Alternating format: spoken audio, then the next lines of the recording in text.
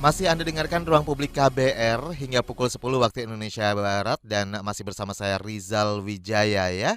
Tentunya dipersembahkan oleh NLR Indonesia. Kita juga masih berbincang terkait dengan penanggulangan bencana inklusif bagi OYPMK dan penyandang disabilitas.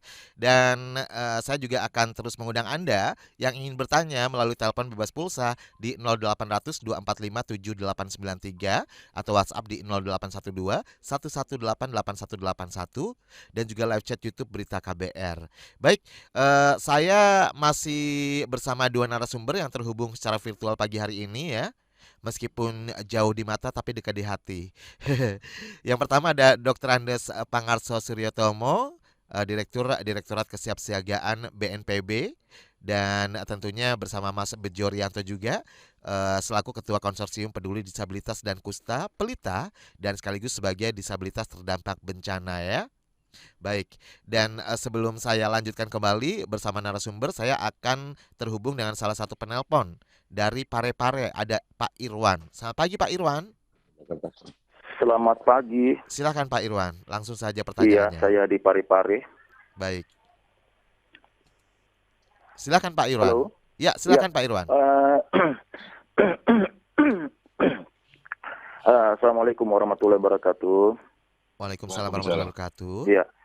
Bencana gempa. Ya, bencana gempa Cianjur ini kita rasakan bersama, Pak ya. Karena pasti di dalamnya itu ada kena dampaknya orang yang terkena disabilitas.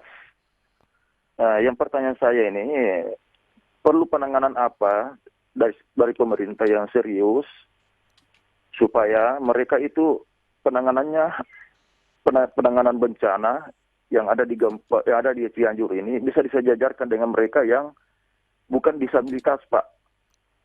Jadi jangan sampai mereka diabaikan, terutama dari rumahnya mereka yang sudah ambruk. Itu harus diperhatikan dari segi fisik supaya pemerintah juga memberikan bantuan yang sangat cukup untuk membangun rumahnya kembali. Oke. Terutama juga makanan dan obat-obatan, karena mereka itu pasti masih membutuhkan makanan dan membutuhkan obat-obatan, Pak. Baik. Terima kasih Iya, Pak Irwan. karena saya tahu ada lebih 56.000 mengungsi, itu termasuk OYPMK, Mas Rizal. Baik. Iya, makasih ya. Terima kasih Pak Irwan di Parepare. Luar biasa Pak Irwan, meskipun jauh di Parepare juga ikut merasakan bagaimana dampak yang dirasakan oleh saudara-saudara kita ya, korban bencana alam yang ada di Cianjur, korban bencana alam gempa, termasuk bagi OYPMK dan juga penyandang disabilitas lainnya. Karena bencana alam ini tentunya bukan hanya berdampak kepada non disabilitas ya, tapi juga para penyandang disabilitas. Baik, Pak Papang, silakan mungkin boleh Ya, ditanggapi terlebih dahulu ya pertanyaan Pak Irwan. ya, terima kasih Mas. Ya, jadi begini, memang semua orang akan jadi korban di dalam kegiatan terjadi bencana. Kita tahu bahwa ini cerita dulu supaya agak ini ya. Eh, Jumlah desa di Indonesia itu kan ada 56.000 dari 74.000 desa. Artinya ada 80% wilayah kita itu se-Indonesia yang rawan bencana. Ada gempa itu ada 40.000 desa yang kemungkinan akan terjadi gempa dan sebagainya. Ada gunung api, ada tsunami, dan sebagainya. Artinya, kita ngajak masyarakat untuk paham dulu. Wilayah kita itu ada ancaman apa sih? Ada risiko apa? Itu yang perlu. Ya. Oke. Memang yang terbesar adalah gempa, karena hampir 47.000 saya yang punya ini. Nah, kalau penanganan terkait sama bencana, tadi Mas Bejo menyampaikan bahwa bencana itu terjadi di kala kita tidak siap. Jadi sama Mas Bejo tadi setelah tsunami kan beliau selalu rumahnya tidak dikunci. Betul. Pada saat dikunci rumah terjadi, artinya pada kita tidak siap, itu bencana datang. Jadi artinya kita harus selalu siap setiap saat. Nah, penanganan bencana kita tidak membedakan mana yang disabilitas, mana yang semua sama, punya hak yang sama. Namun sejak tahun 2014 kami BNPB, pemerintah, ya kan dalam ini BNPB, mendiskusikan dengan para teman-teman disabilitas, teman-teman NGO dan sebagainya, keluarlah peraturan Kepala Badan nomor 14 tahun 2014. Bagaimana disabilitas itu punya 3 hal. Yang satu adalah pertolongan, kedua adalah partisipasi, ketiga adalah perlindungan. Bahwa disabilitas itu kita berikan 3 mandat, pemerintah memberikan 3 mandat, satu adalah penanganannya. Bagaimana penanganan tadi seperti Pak Adi sampaikan, kami pastinya akan memberikan prioritas termasuk akses dan sebagainya. Tapi tidak cuma itu, karena teman-teman disabilitas sendiri tidak mau kalau hanya disebut objek. Mereka mau disebut sebagai subjek, saya juga harus terlibat, Pak. Jangan kasihani saya. Saya punya kemampuan. Nah, maka kita berikan partisipasi di peraturan kepala itu. Bagaimana partisipasi mereka? Karena setiap bencana, terutama bencana di luar hidro, tektonik seperti ini, pasti akan bencana itu kan akan menimbulkan kedisabilitasan. Ada, ya kan? Satu, setiap bencana, contoh gempa yang dirasakan Mas Bejojos di Bantul, di Sleman, di Klaten itu berapa orang yang jadi disabilitas baru? Ada 156 orang yang menjadi disabilitas baru karena gempa 2006. Saya masih ingat karena itu teman-teman saya juga, karena saya juga sering. Sekarang terus lama-lama banyak yang meninggal karena sakit dan ini. Artinya setiap bencana itu akan muncul disabilitas baru. Jadi kita tidak mikir hanya yang disabilitas saja, namun yang menjadi disabilitas baru. Kedua akan muncul yang namanya double disability. Mohon maaf Mas Bejo, waktu Mas Bejo tadi terlempar, ya kan? Mas Bejo sudah disabilitas terlempar, terus ada gangguan lagi, berarti kan double disability. Atau bisa menjadi triple disability.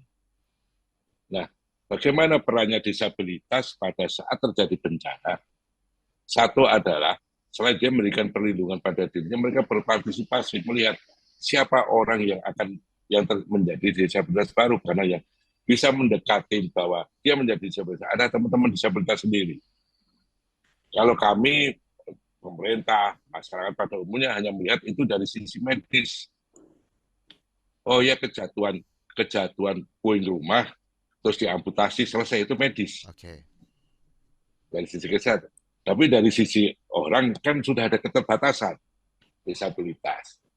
Gitu. Jadi memahamkan disabilitas itu juga harus jangan cuma dilihat dari fisik, dari akses juga. Gitu. Jadi di mana kita ketemu teman-teman sendiri, karena ada disabilitas dan orang dalam disabilitas. Jadi cukup panjang. Itu.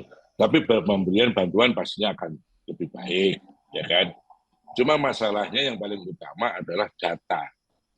Berapa sih orang setiap saat di wilayah itu yang sekarang pengampu datanya itu siapa? Data teman-teman disabilitas.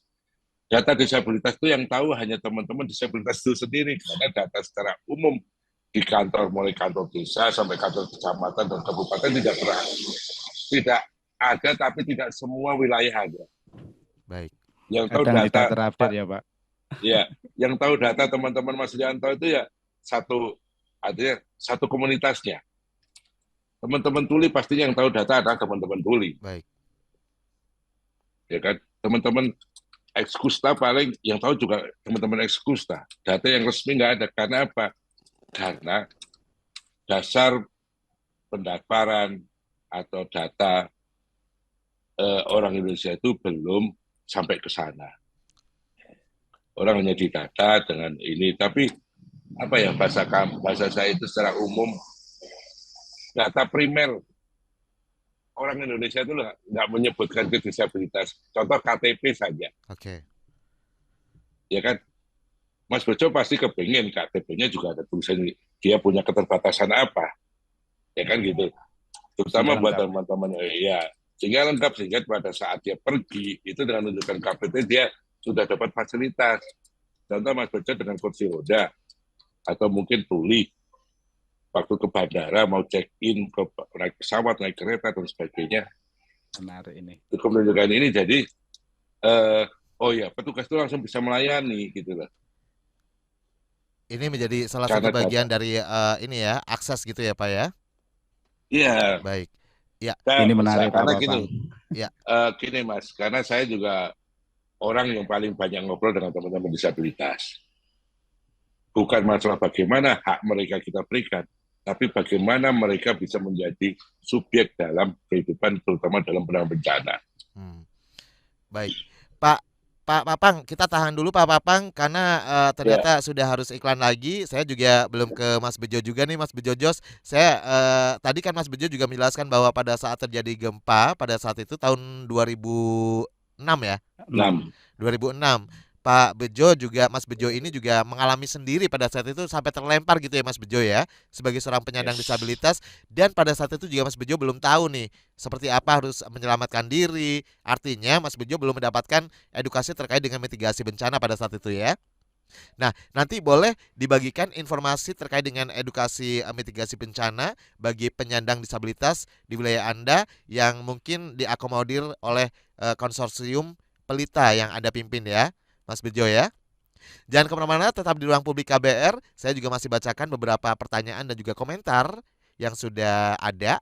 Dan nanti saya akan bagikan untuk e-wallet masing-masing Rp100.000 ya bagi 5 orang. 5 orang pertanyaan terbaik. Tetap di ruang publik KBR.